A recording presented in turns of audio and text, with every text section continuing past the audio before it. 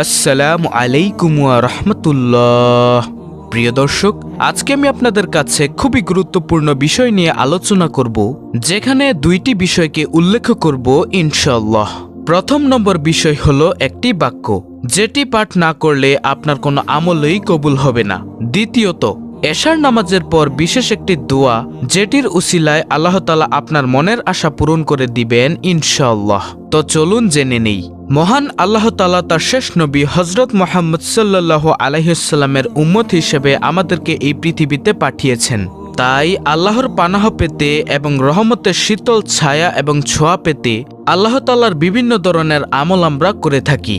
আসুন জেনে নেই যে দোয়া পাঠ না করলে আপনার কোনো আমলই কবুল হবে না। আর সেই আমলটি হলো বিসমিল্লাহির রহমানির রহিম। রাসূল সাল্লাল্লাহু আলাইহি ওয়াসাল্লামের মতে যে আমল বিসমিল্লাহির রহমানির রহিম পাঠ করে শুরু করা হয় তা কখনোই আল্লাহর কর্তৃক প্রত্যাখ্যান করা হয় না, অর্থাৎ সেটা কখনোই আল্লাহর থেকে ফেরত হয় না। মহান রব্বুল আলামিন সে দোয়া কবুল করে নেন।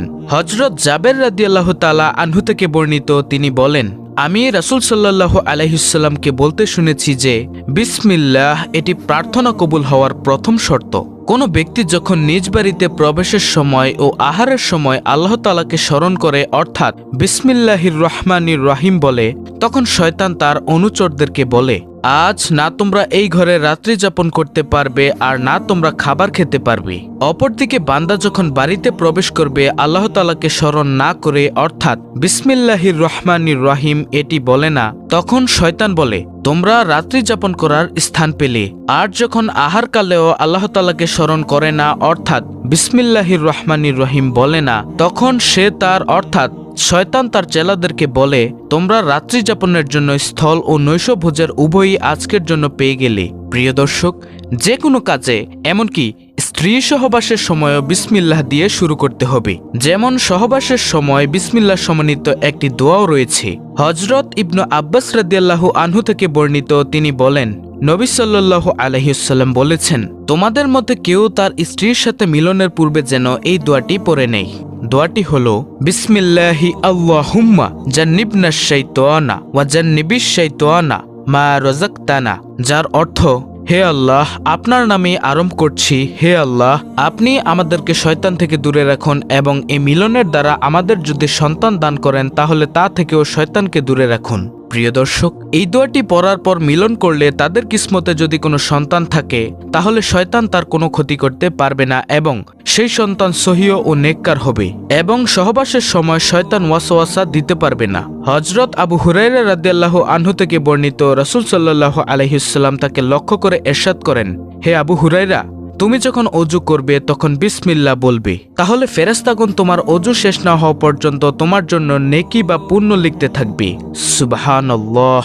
তুমি যখন স্ত্রীর সঙ্গে সহবাস করবে তখন বিসমিল্লাহ বলবে, তাহলে যতক্ষণ পর্যন্ত না তুমি সহবাসের পর ফরজ গোসল শেষ করবে ততক্ষণ ফেরেশতাগণ তোমার জন্য পুণ্য লিখতে থাকবে এবং সেই সহবাসে যদি তোমার কোনো সন্তান লাভ হয় তবে সেই সন্তানের নিঃশ্বাস এবং তার যদি বংশধারা চালু থাকে তবে যতকাল তা চালু থাকবে ততকাল পর্যন্ত তাদের সবার নিঃশ্বাসের সংখ্যা পরিমাণ নেকি বা পুণ্য তোমার আমলনামায় লেখা হতে থাকবে। সুবহানাল্লাহ। হে আবু হুরায়রা, তুমি যখন পশুর পিঠে চড়বে তখনও বিসমিল্লাহ পাঠ করবে, তাহলে সেই পশুর প্রতি কদমের চলনে তোমার জন্য পুণ্য লেখা হবে। আর যখন নৌকায় চড়বে বা কোনো বাহনে চড়বে তখনও বিসমিল্লাহির রহমানির রহিম বলবে, তাহলে যতক্ষণ না তুমি তা থেকে নামবে ততক্ষণ পর্যন্ত তোমার জন্য পুণ্য লেখা হতে থাকবে। সুবহানাল্লাহ। সুতরাং প্রিয় দর্শক, আমরা আমাদের জীবদ্দশায় বিভিন্ন রকমের আমল করে থাকি। আল্লাহ তাআলার কাছে আমরা বিভিন্ন ধরনের প্রার্থনা করে থাকি। অতএব প্রার্থনা করার আগে আমাদেরকে বিসমিল্লাহির রহমানির রহিম বলে শুরু করতে হবে, না হলে আল্লাহ তাআলা আমাদের কোনো দোয়াই কবুল করবেন না। প্রিয় দর্শক, এখন আমরা জানবো এশার নামাজের পর বিশেষ একটি দোয়া, যেটির উসিলায় আল্লাহ তাআলা আপনার মনের আশা পূরণ করে দিবেন ইনশাআল্লাহ। আমরা সকলেই জানি মানুষ আশরাফুল মাখলুকাত। আল্লাহ তাআলা মানুষকে ভালোবেসে এই পৃথিবীতে খেলাফতের দায়িত্ব দিয়ে সৃষ্টি করেছেন আর মানুষের জন্য শ্রেষ্ঠ রাসূল হিসেবে প্রেরণ করেছেন প্রিয় নবী সাল্লাল্লাহু আলাইহি ওয়াসাল্লামকে। তিনি বিশ্ব মানবতার মহান শিক্ষক। তিনি মানুষের কল্যাণে আল্লাহর বিধান বাস্তবায়ন এবং প্রতিটি কাজের ব্যাপারে আদেশ উপদেশ পেশ করেছেন। পরকালের সফলতায় বর্ণনা করেছেন অনেক নসিহত। হযরত আবু মুসা আল আশআরী রাদিয়াল্লাহু আনহু বর্ণনা করেন, রাসূল সাল্লাল্লাহু আলাইহি ওয়াসাল্লাম বলেছেন, হে আবু মুসা বা হে আব্দুল্লাহ, আমি কি তোমাকে জান্নাতের ধনভাণ্ডারের লাভের একটি বাক্য বলে দেব না? আমি বললাম, হ্যাঁ, বলে দিন। তখন তিনি এই দোয়াটি বললেন। তিনি আরও বললেন, এই দোয়াটি পড়লে পূর্ববর্তী গুনাহসমূহ ক্ষমা করে দেওয়া হবে। প্রিয় দর্শক, এখন আমরা এশার নামাজের পর কিংবা ফজরের নামাজের পর নফল ইবাদত, জিকির, দোয়া ইত্যাদির জন্য একটু বেশি সময় পেয়ে থাকি। তাই আমাদের অন্যান্য নফল ইবাদতের পাশাপাশি এই দোয়াটি একবার হলেও পড়া উচিত। এই ছোট ছোট আমলে আমাদের নেকির পাল্লা ভারী হতে পারে। হযরত আবু হুরায়রা রাদিয়াল্লাহু আনহু হতে বর্ণিত, তিনি বলেন, মহানবী সাল্লাল্লাহু আলাইহি ওয়াসাল্লাম ইরশাদ করেছেন, আল্লাহ পাক তোমাদের শরীর ও অবয়বের দিকে তাকান না, বরং তিনি তোমাদের অন্তর ও আমলের দিকে লক্ষ্য করেন। অন্য হাদিসে এসেছে, তোমার ঈমান খাঁটি করো, কারণ অল্প আমলই নাজাতের জন্য যথেষ্ট। তবে সময় যদি আপনি একটু বেশি পেয়ে থাকেন বা আপনার অবসর সময় আপনি নফল ইবাদতের পরিমাণ বাড়াতে পারেন। আবার আপনাকে এও বলছি না যে সাংসারিক কাজকর্ম ছেড়ে বা অন্যান্য গুরুত্বপূর্ণ কাজ বাকি রেখে আপনি সারাক্ষণ নফল ইবাদত করেন। উদ্দেশ্য, যখন আপনি অবসর থাকবেন তখন পড়বেন। সেটা 2 মিনিট অবসর হলেও বিভিন্ন দোয়া জিকির করতে বা পড়তে পারেন।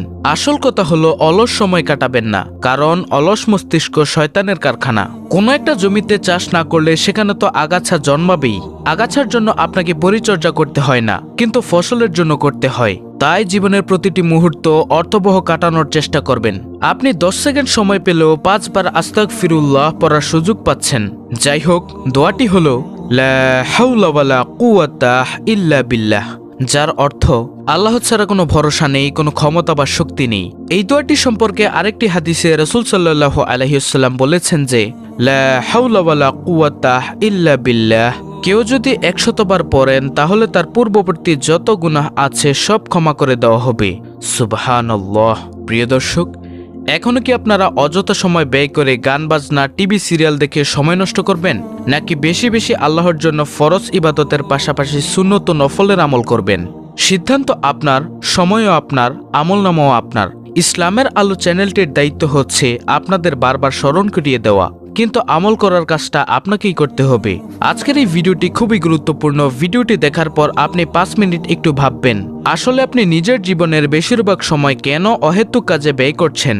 এই সময়টি কি আল্লাহর দোয়া, জিকির বা ইস্তেগফার করা যেত না? নিজের প্রয়োজনীয় কাজগুলো করা যেত না? অথচ সেগুলো না করে যদি বাজেভাবে সময় অপচয় করেন, খারাপ চিন্তা করেন, কিংবা যদি খারাপ বন্ধুদের সাথে সময় কাটান, আর যদি পাপের মধ্যে মগ্ন থাকেন, তাহলে মনে রাখবেন, যে ইবাদত আপনাকে পাপ বিমুখ করতে পারে না, এই ইবাদতের প্রতি আপনাকে আরো যত্নশীল হতে হবে। তবেই দেখবেন আপনার অজান্তেই আল্লাহ তাআলা আপনাকে সাফল্যের স্বর্ণ শিখরে পৌঁছাবেন, তথা আপনার মনের আশা অনুযায়ী আপনাকে আরো বেশি কিছু আল্লাহ দিতে পারেন ইনশাআল্লাহ। তো প্রিয় দর্শক, আজকে আমি ছোট্ট 2টি বিষয় নিয়ে আপনাদের সামনে আলোচনা করলাম, যে 2টি বিষয় অত্যন্ত একটি গুরুত্বপূর্ণ বিষয়। আমরা প্রত্যেকটা কাজে, প্রত্যেকটা মুহূর্তে, আমরা খাবারের সময়, ঘুমানোর সময় বা সহবাস করার সময় কিংবা কোনো কাজকর্ম করার সময় সব সময় আমরা বিসমিল্লাহির রহমানির রহিম বা বিসমিল্লাহ এটি বলেই শুরু করব ইনশাআল্লাহ, এবং সময় অপচয় না করে সৎ কাজ ও প্রোডাক্টিভ কাজে সময় ব্যয় করব ইনশাআল্লাহ। তো প্রিয় দর্শক, যারা ভিডিওটি শেষ পর্যন্ত দেখেছেন, আপনারা কমেন্টে আমিন লিখে জানাবেন। আল্লাহ রাব্বুল আলামিন আমাদের সকলকে সুস্থতার নিয়ামত দান করুন এবং বুঝার তৌফিক দান করুন। আমিন।